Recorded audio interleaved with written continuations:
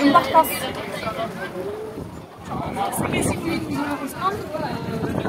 Ерекше табиғатты жұмбақтас көрді. Википедиядан алынған мәлімет бойынша, Жұмбақтас Әулиекөлдің сол жағында Көкше мен Темір тауларының айрығында орналасқан жартас.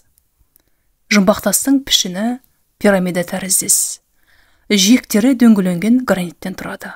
Жұмбақтастың пайда болу тарихы туралы халық жадында мынандай аңыз сақталған.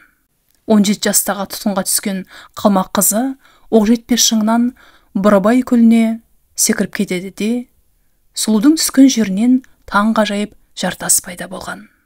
Егер Жұмбақтасқа көгілі шығанақтан қараса, қыздың бейнесі байқалады. Ал қарама-қарсы жағынан қараса, Мыстан кемпірдің бейнесін көруге болады. Жұмбақтас Бурабайдың жауһарларының бірі.